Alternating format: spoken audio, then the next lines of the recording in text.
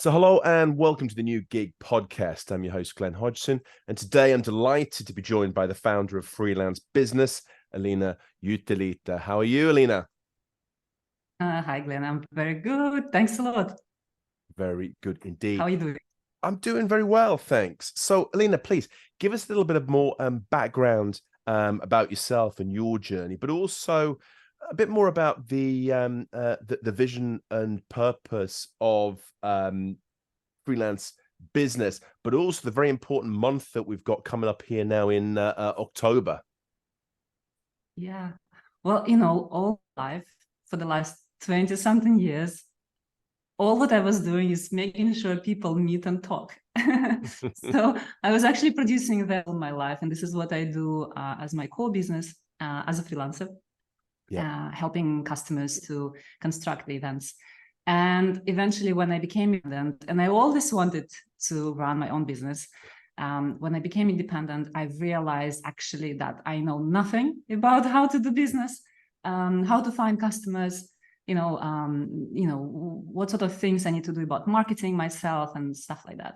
And of course, naturally, this first idea was to organize an event so that I can meet with fellow professionals and kind of pick on their ideas and learn from them. And so this is how the first freelance business event was organized locally here in Brussels about 5 or 6 years ago. And since then, the community started to grow. And actually, I've never envisioned that it will become something like this, like it is now. Now it's a global community, a global independent community, as we call it. I did have a vision of reaching out globally because I was running business globally. My clients were outside of Belgium. Other people that I worked with also were outside of Belgium. So I kind of felt very narrowed and restricted being just a local community. So I wanted all this to grow. And thanks to pandemic, this happened. And during pandemic, actually, we launched Freelance Business Month because it felt naturally for me to not only talk about freelance business, actually, but also other players into that event, those who are hiring freelancers, those who are setting policies around our work, those who are advocating for freelancers worldwide. And actually now, 4 years later, I'm so excited that I have a chance to talk to you or anyone else who is helping freelance economy to prosper. Yeah, it's absolutely fantastic. And just tell us a little bit about the growth, because as you say, it's gone from being a more national, regional event to something that really takes on so many different groups, but also so many individual topics that you're covering as well within this. Yeah, well, we now have around 60 countries represented, and we're still counting. I really wanted to open doors to anyone who wants to learn. And education is actually our main mission. I have not seen any other organization specifically focusing on producing an event so that all these players of the industry can connect. So we are specialists in it.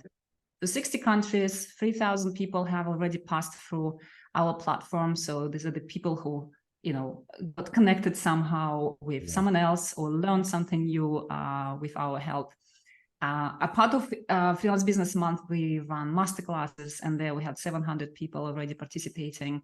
So numbers maybe not as huge as you can take any other platform who is doing marketing, but I think it's still significant because we grow organically. It's a personal touch every single time. Like we're not throwing thousands and thousands euros or dollars to digital marketing and advertisement. People find us by just talking to someone or making maybe Google requests. Sometimes we pop up on first places. And what we talk about is actually different things. And surprisingly, I would think, I have to construct another program. What sort of topic I need to put there? But actually, it's not a problem because people come and say, and first of all, they submit the speaker proposals. So we always know what they want to discuss.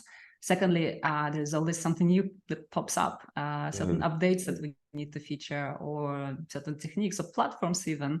So it comes everything from starting and running your freelance business for those who just thinking to switch maybe from corporate to independent. Those who already established and been in the business for several years, we have a specific program for that. We have specific program featuring freelancing as future of work. So I know future of work is a very trending term. Yes. I'm battling certain notions around that. So I'm putting freelancing as future of work in there, where we'll see cases from enterprises using freelancers. We'll talk about issues that are popping up now to ensure a future of freelance. And we have a very specific week actually where we'll talk about freelancing around the world and the rights and protection that freelancers are needing right now, because there are lots of things moving, lots of initiatives, but I just want to make sure that we can introduce that to freelancers so that they're aware as well of what's happening. Yeah, I think it's really important, this education angle that you're speaking about, Elina, because it's not simple. There's a lot of things changing very quickly, both from a sort of policy regulation side, but also hints and tips about how to start. These things are always very, very complicated from the beginning. It's that element of, where do you put the sort of the small steps in place to be able to build something up, and the sharing of knowledge and expertise from people who've done it, who can say what to do, but also what to avoid, which is equally important, seems to be one of the real strengths of this as well. Yeah, absolutely. And surprisingly, we have people coming, well, especially those who are reaching out to me on LinkedIn. They've been in the corporate world for a long time, and they still have questions like, how do I start? Because I to lose that comfort zone and go into something unknown. And this is how attending the event and actually listening and hearing others to share their journeys helps a lot. So that we can avoid the maybe bad moves that we could have made. Exactly. And sort of, can you say a little bit about what are the drivers for the development of this sort of open global talent? Because we're definitely seeing more and more people who are either thinking about this, leaving the corporate world, trying to be or want to be a freelancer, or else people who are thinking about it and want to do it in the very near future. What's the reason for this, would you say, Elina, at the moment? And I probably first have to pick on your words, like open talent for freelancers is going to be like, what? What exactly is open there? Yes. This is, I think, I'll get to that to your question, but I think that is also a little issue that to be discussed is a terminology, right? Everyone is using definitions for freelancers, but talking about freelancers and what drives them or people to become freelancers is and also we have interviewed freelancers who became freelancers. What was the biggest benefit for them? And 100% said freedom and flexibility. Yeah. And judging by my own experience, driving to the office for 4 years from one side of country to another, spending 4 hours on the road, arriving to the office, having the mega stressful job of organizing events, then being almost harassed by ARs that I'm late and I cannot make to the meeting, and then being punished for something that is not even related to my work when I was servicing many clients. I 100% realized that why should I do that when I can do the same in the comfort of my home office, servicing clients, being paid more, and having the life that I want. And I think this is the main driver for people. They realize, especially after pandemic, that being in the office is not necessary. Working for one company for like 10, 15 years is not necessary. You're actually better equipped and skilled if you change customers and gain different experiences from different companies. I think this is the main driver. Also, I think more favorable conditions within the countries that allows for that is obviously a big benefit and stimul to for people to change the status. I would mention this. Yeah, I think that's it as well. The fact that you can be as productive as possible, probably more so, but also by doing projects, working for different individuals, companies, organizations, you actually build more skills more quickly, which of course you can sell on to other partners and clients as well. And I think this is a strong element within that sort of personal development, which goes much quicker in the freelance world than it does in the sort of traditional 9-to-5 corporate world. I think people are sort of starting to realize that, but also this kind of fallacy that that a full-time job is somehow more secure, I think is actually being deconstructed, and actually it's almost the opposite. By having a portfolio of clients, you're more stable and more secure than you would be just working for one organization, especially given the sort of the current market trends, where there's a lot of layoffs and a lot of very sudden change. Absolutely. And I was just, laughing the other day, thinking, I remember passing through interviews with recruiters for a job. And then the question was, it seems that in this period of time you were changing jobs so quickly. What happened? Like 3-5 months. But now as a freelancer, nobody's telling me that I was changing jobs so quickly. I work 3 months for one customer, then 5 months for another, and that's totally fine. Yes. And it's actually a big benefit for me, because then I get experience and knowledge from so many companies and people I worked with. It's just such a strange situation. And it seems to be more and more attractive for companies and organizations as well to actually bring on board freelancers as well within their work. They see the benefits of bringing people in to do specific work, specific projects within a time frame. This seems to be just becoming, as opposed to something a little bit niche, it's becoming more and more normal for organizations to do that.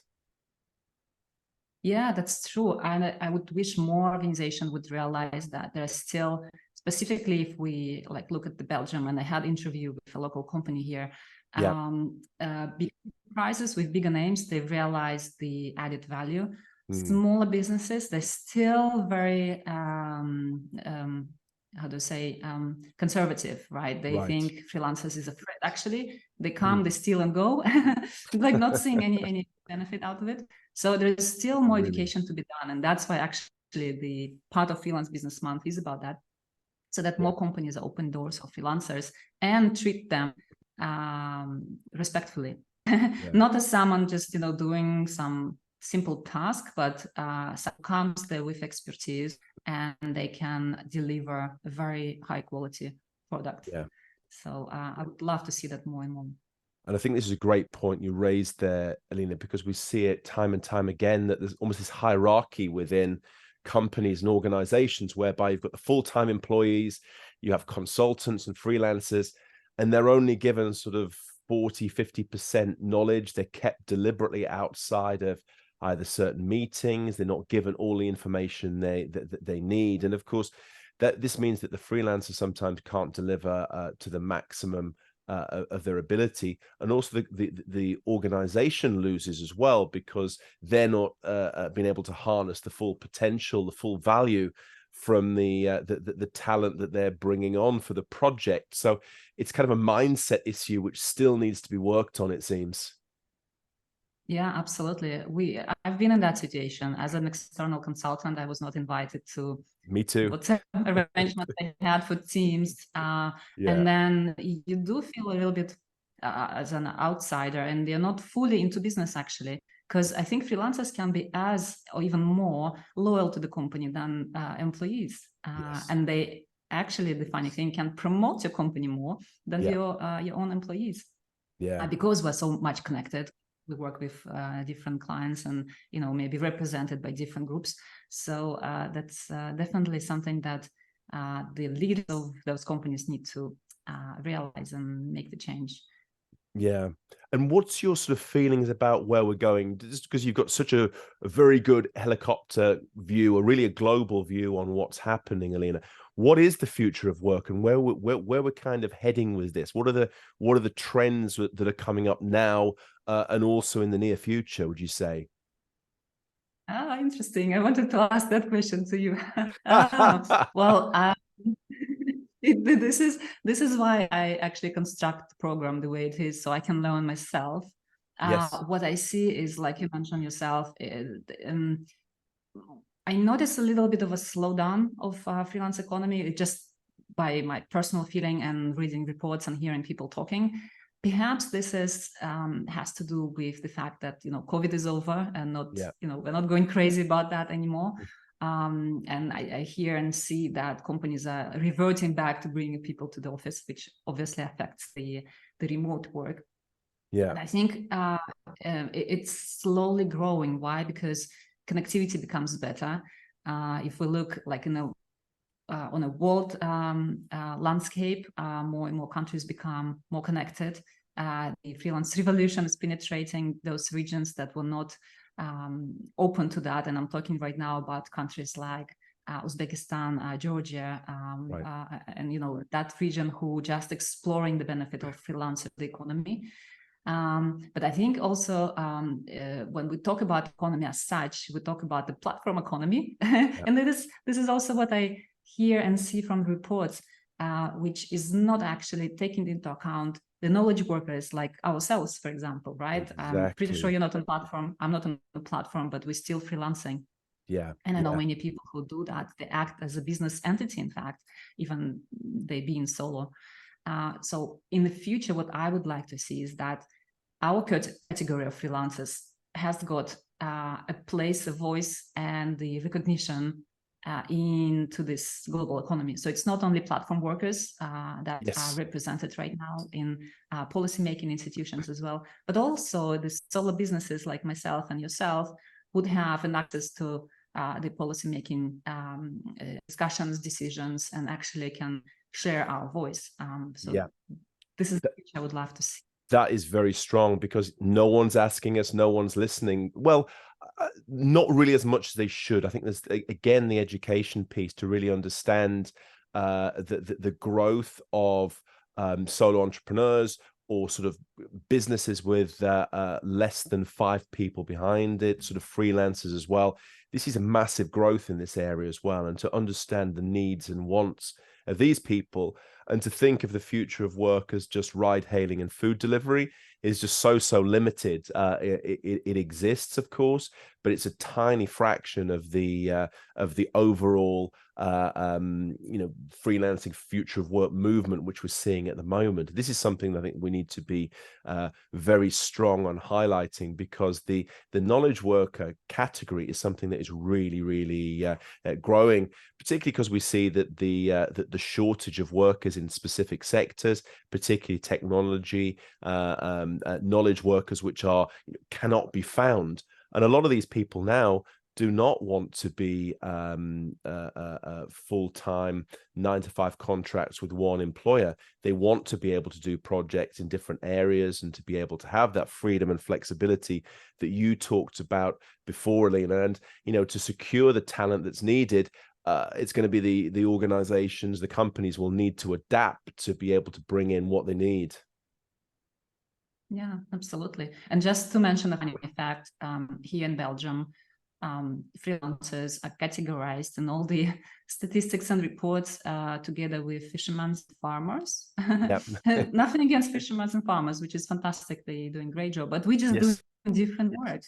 So you cannot compare. And until we are just being separate from and recognized as a separate specific category of workers, that's just going to be difficult to talk about the value that we bring to the economy. Yeah. And how easy is it in Belgium to be able to start a company or be a freelancer in terms of a sort of a legal perspective, also setting up a bank account and these kind of registering yourself with the tax authorities? Is this a easy process, or is it takes time and effort? It's a very easy process. You can in a day almost. Wow. But just, I'm going to share a popular opinion. Registering as a freelancer in Belgium is a scam. I can say it from my experience.